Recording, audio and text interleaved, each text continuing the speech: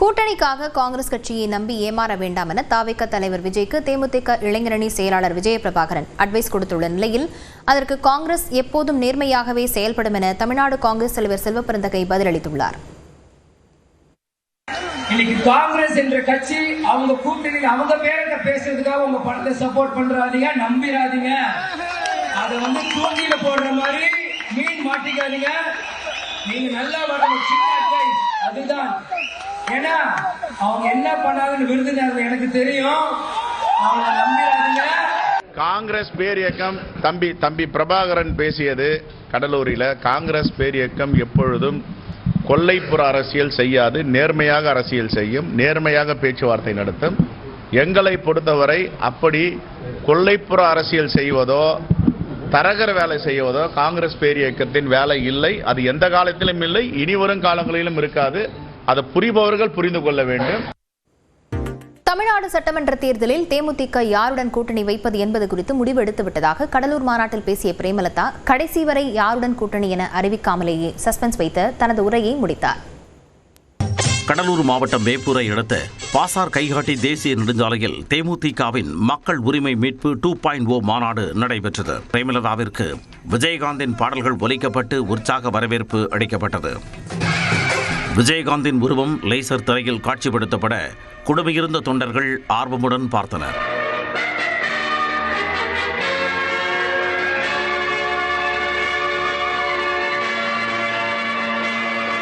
தேர்தல் கூட்டணி தொடர்பாக முடிவெடுக்க பிரேமலதாவுக்கு முழு அதிகாரம், விஜயகாந்திற்கு பாரத ரத்னா விருது, அரசு நிலத்தில் மணிமண்டபம் உள்ளிட்ட 10 தீர்மானங்கள் நிறைவேற்றப்பட்டன.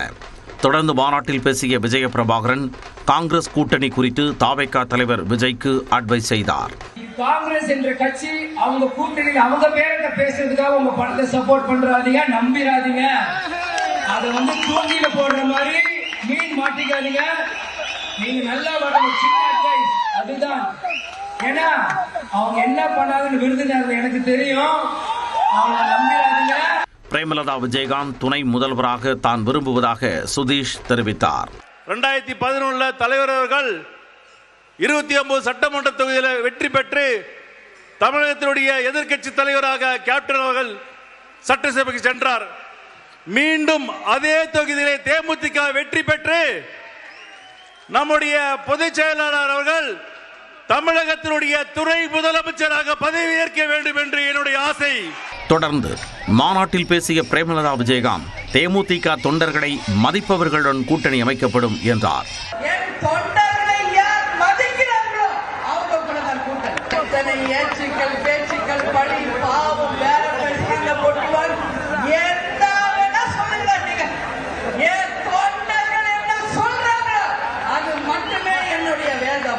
கூட்டணி விவகாரத்தில் சாணக்கியனாக இருக்க விரும்புவதாக பிரேமலதா கூறினார். கூட்டணி நாம் வைக்க வேண்டும் என்ற முடிவை எடுத்துவிட்டால் அதை இந்த மாநாட்டில் அறிவிக்க வேண்டுமா என்பதுதான் கேள்வி. தமிழகத்தில் எந்த கட்சியும் கூட்டணியை அறிவிக்கவில்லை. இந்த நிமிஷம் வரைக்கும் எந்த கட்சியுமே கூட்டணி அறிவிக்கல. இவங்க தான் எங்க கூட்டணி சொல்லல. அப்படி இருக்கும் பொழுது நாமும் சிறிது ஆலோசித்து தெளிவாக சிந்தித்து நல்ல தீர்ப்பை கடலூர் மாநாட்டில் கூட்டணி குறித்து அறிவிக்க உள்ளதாக கூறியிருந்த பிரேமலதா தற்பொழுது மீண்டும் சஸ்பென்ஸ் வைத்துள்ளார். பொங்கல் பண்டிகையையொட்டி தூத்துக்குடி மாவட்டம் எட்டயபுரம் ஆட்டு சந்தையில் 9 கோடி ரூபாய்க்கு ஆடுகள் விற்பனையாகியுள்ளது. தூத்துக்குடி மாவட்டம் எட்டயபுரத்தில் வாரந்தோறும் சனிக்கிழமை ஆட்டு சந்தை நடைபெறும். அந்த வகையில் இன்று நடைபெற்ற ஆட்டு சந்தையில் பொங்கல் பண்டிகை விற்பனை களை கட்டியது. சந்தைக்கு சுமார் 8000 ஆடுகள் வரை விற்பனைக்கு கொண்டு வரப்பட்டன. பால்குடி மாறா ஆட்டுக்குட்டி 800 ரூபாய்க்கும், வளர்ந்த ஆடுகள் 1 கிலோ 900 முதல் 1200 ரூபாய் வரையிலும் விற்பனையானது. இதேபோன்று 10 கிலோ எடை கொண்ட ஆட்டுக்கிடாய் 12000 முதல் 15000 ரூபாய் வரை விற்பனையானது. ஆடுகள் கடந்த ஆண்டை விட இந்த ஆண்டு கிலோவுக்கு 300 ரூபாய் வரை உயர்ந்துள்ளதாக கூறப்படுகிறது. விலை உயர்ந்த போதிலும் விற்பனை அதிகமாகவே இருந்தது. இதுவரைக்கும் வியாபாரிகள் இங்கே ஏலாடு திருக்கோட்டை கேட்கும்போது ஒரு 8-9 கோடி ரூபா கிட்ட வியாபாரம் நடந்திருக்குன்னு சொல்கிறாங்க. விலை நல்ல விலையாக இருக்குது. ஒரு 10 கிலோ குட்டி ஒரு 13,000 ரூபா அந்த மாதிரி சொல்கிறாங்க. ஆனால் நல்ல குட்டிகள், நல்ல தெளிவான குட்டிகள், கறிக்கு ஏற்ற குட்டிகள், நல்ல குட்டிகள் நல்லா கிடைக்கி, அதனால் வாங்கலாம். போன ட்ரிப்பை விட எப்போவுமே அட்வான்ஸாக ஒவ்வொரு வருஷம் ஆகும் விலை கூடிக்கிட்டே தானே இருக்கும். போன ட்ரிப்போட இந்த ட்ரிப்பு விலை கொஞ்சம் அதிகமாக தான் இருக்குது.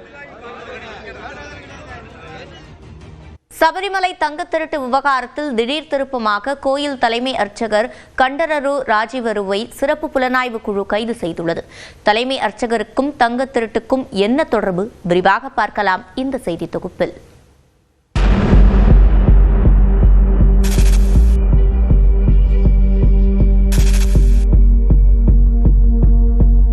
கேரள மாநிலம் சபரிமலை ஐயப்பன் கோவிலில் உள்ள வாரபாலகர் சிலைகள், அதன் அருகே இருந்த 2 தூண்கள், கருவறை கதவுகளில் பதிக்கப்பட்ட தங்கமுலாம் பூசிய செப்பு கவசங்கள் கடந்த 2019ஆம் ஆண்டு புதுப்பிக்கப்பட்டன.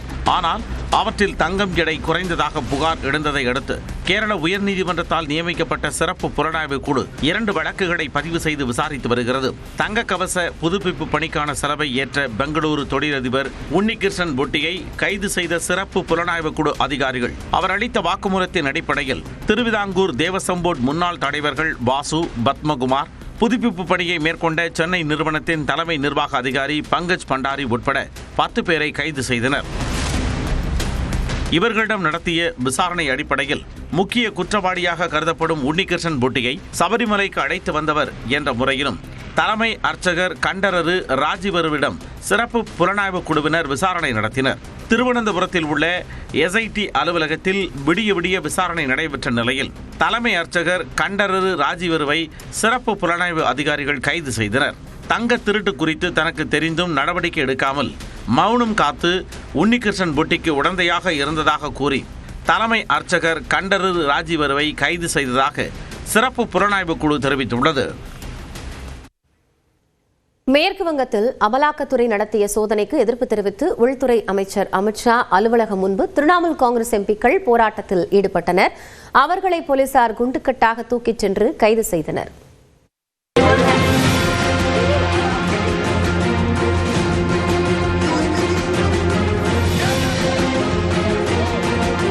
மேற்கு வங்கத்தில் திரிணாமுல் காங்கிரஸ் கட்சிக்கு தேர்தல் வியூக பணிகளை செய்து வரும் ஐபாக் நிறுவனத்தின் அலுவலகங்களில் அமலாக்கத்துறை அதிகாரிகள் வியாழக்கிழமை சோதனை நடத்தினர். ஐபாக் நிறுவனத்தின் இயக்குநரும் திரிணாமுல் காங்கிரஸ் கட்சியின் ஐடி விங் தலைவருமான பிரதீக் ஜெயின் வீட்டிலும் ரெய்ட் நடத்தப்பட்டது. அங்கு சென்று திரிணாமுல் காங்கிரஸ் தலைவரும் முதலமைச்சருமான மம்தா பானர்ஜி பிரதீக் ஜெயின் வீட்டில் இருந்த மொபைல் போன், லேப்டாப் மற்றும் சில ஆவணங்களை எடுத்துச் சென்றார். தன் கட்சி தொடர்பான ரகசிய ஆவணங்களை எடுத்துச் செல்வதாக அமலாக்கத்துறை மீது மம்தா பானர்ஜி குற்றம் சாட்டினார்.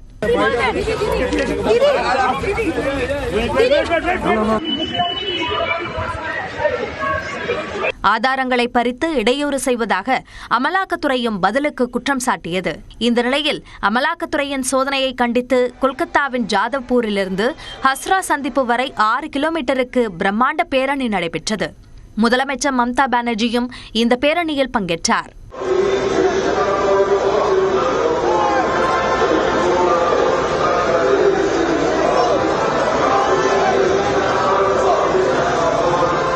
শুনুন, আপনাদের ভাগ্য ভালো এখনো যে আমি চেয়ারে আছি বলে না ওই পেন ড্রাইভ গুলো বাইরে বের করে দিই না। বেশি লাগালে কিন্তু বলে দিচ্ছি আমার কাছে সব পেন ড্রাইভ করা আছে, আমি কিন্তু ভান্ডা ফাঁস করে দেবো। இதேபோல திரிணாமுல் காங்கிரஸ் கட்சியின் எம்பிக்கள் டெரிக் ஓ'பிரைன், மஹுவா மொய்த்ரா, கீர்த்தி ஆசாத், சதாப்தி ராய் உள்ளிட்டோர் டெல்லியில் உள்ள உள்துறை அமைச்சர் அமித்ஷாவின் அலுவலகம் முன்பு போராட்டத்தில் ஈடுபட்டனர். அப்போது டெரிக் ஓ'பிரைன், மஹுவா மொய்த்ரா உள்ளிட்ட 8 எம்பிக்களை குண்டுக்கட்டாக தூக்கிச் சென்ற காவல்துறையினர் அவர்களை கைது செய்து நாடாளுமன்ற சாலை காவல் நிலையத்திற்கு அழைத்துச் சென்றனர். This is how they're treating us. Man, you are being taken away. You want to stay, man? Yeah, yeah. You are being taken now. No. You look at this.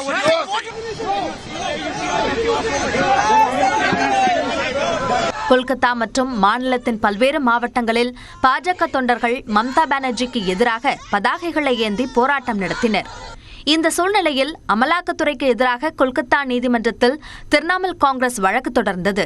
விசாரணையின் போது இரு தரப்பினரும் ஒருவரையொருவர் திருடன் என்றும் அரசியல் ஏஜென்ட் என்றும் நீதிமன்றத்திலேயே சத்தமிட்டுக் கொண்டதால் நீதிபதி தீர்த்தங்கர் கோஷ் கடும் அதிருப்தி அடைந்து விசாரணையை பாதியில் நிறுத்திவிட்டு வெளியேறினார்.